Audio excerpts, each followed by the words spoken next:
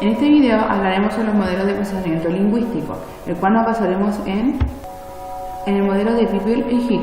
Este modelo nos habla de una ruta dual en donde interactúan dos vías y nos permiten el procesamiento y la producción del lenguaje. El concepto de corriente de procesamiento dual se remonta al año 1870, cuando Wernicke propuso su ahora famoso modelo de procesamiento del habla. Usamos el término procesamiento del habla para referirnos a cualquier tarea que implique un discurso presentado de forma auditiva.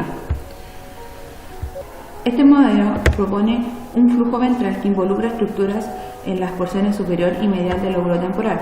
Está involucrado en el procesamiento de señales de habla para la comprensión.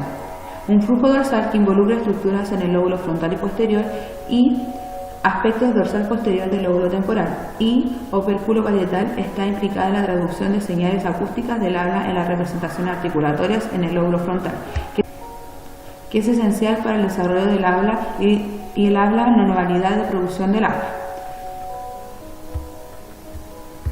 La sugerencia de que el flujo dorsal tiene una función de integración auditiva motora difiere de los anteriores argumentos para un sistema dorsal auditivo, pero es consciente de unas contextualizaciones recientes de la corriente visual dorsal y ha ganado apoyo en los últimos años.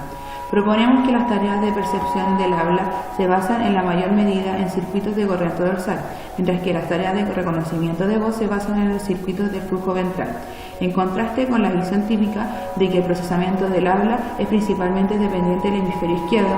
El modelo sugiere que el flujo ventral es organizado bilateralmente. En esta imagen se explica el modelo de doble flujo de la anatomía funcional del lenguaje, en la cual en la etapa más temprana del procesamiento de la cortical implica algún tipo de análisis espectrotemporal que se lleva a cabo en las cortezas auditivas bilateralmente en el plano supratemporal. Estos cálculos espectrotemporales parecen diferir entre los dos hemisferios. El procesamiento y la representación a nivel fonológico involucran bilateralmente las porciones media a posterior del surco temporal superior, aunque puede haber un sesgo débil del hemisferio izquierdo en este nivel de procesamiento.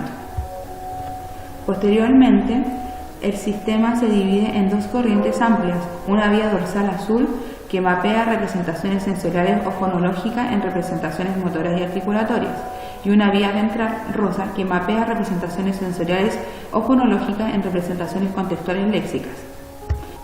Las localizaciones anatómicas aproximadas de los componentes del modelo de flujo dual, especificadas con la precisión de las pruebas disponibles, lo permiten. Las regiones sombreadas en verde representan áreas de la superficie dorsal del giro temporal superior, que se proponen para participar en el análisis espectrotemporal. Regiones sombreadas de color amarillo en la mitad posterior del sistema giro temporal superior está implicado en el proceso de nivel fonológico. Las regiones sombreadas de rosa representan la corriente ventral que está organizada bilateralmente con un débil sesgo del hemisferio izquierdo. Las regiones más posteriores del corriente ventral, las porciones media e inferior posterior del lóbulo temporal, corresponden a la interfaz léxica, que vincula información fonológica y semántica, mientras que las localizaciones más anteriores corresponden a la red combinatoria propuesta. Las regiones sombreadas en azul representan la corriente dorsal, que es más fuerte dominante. La región posterior de la corriente dorsal corresponde a un área de la fisura de Sylvian en el parieto temporal, que se propone ser una interfaz sensorio-motora, mientras que las localizaciones más anteriores del lóbulo frontal, que probablemente involucran la región de Broca y un sitio premotórico más dorsal, corresponde a porciones de la red articulatoria. Para especificar más, en la ruta dorsal es similar al propio modelo de Geswin, incluyendo zonas posteriores del lóbulo temporal y frontal, así como el giro angular. Su papel en el procesamiento del lenguaje tiene que ver con la construcción de la palabra y posterior articulación de la misma, y por ello se le conoce como vía subléxica. Esta vía estaría más lateralizada al hemisferio dominante. Por otro lado, tenemos la ruta ventral, que la ruta ventral tiene un papel importante en el significado y la comprensión de las palabras, implicando zonas temporales superiores y medias, que no están incluidas en el modelo clásico y que recibe el nombre de vía léxica. Esta vía estaría más distribuida entre los dos hemisferios. Por otro lado, también tenemos la disociación de ruta, que esta disociación de ambas rutas resulta visible en tareas de influencia verbal, ya que el daño en la ruta dorsal afectaría más a la generación de palabras con una clave fonológica, palabras que empiecen con la letra P, por ejemplo. y un daño en la ruta ventral en la generación a partir de la categoría animales, plantas, entre otros. En un paso más, Friedrich y Geertz en el 2013 diferió 2 rutas dentro de la vía dorsal y otras 2 rutas dentro de la vía ventral, indicando un total de 4 vías. En la vía dorsal señaló que el folículo arqueado como clave para el procesamiento sintáctico une las áreas de Broca y Wernicke y el fascículo longitudinal superior que se relaciona con la repetición y construcción fonológica recorriendo zonas temporales y parietales que también se relacionan con el bucle fonológico de la memoria de trabajo. En este modelo lo relacionamos con la fascia de Wernicke, ya que ésta se caracteriza por ser un trastorno de la comunicación donde el paciente es incapaz de expresarse con claridad, con dificultad en entender el lenguaje escrito o hablado y para expresarse bien al momento de comunicarse con otras personas y ser entendido.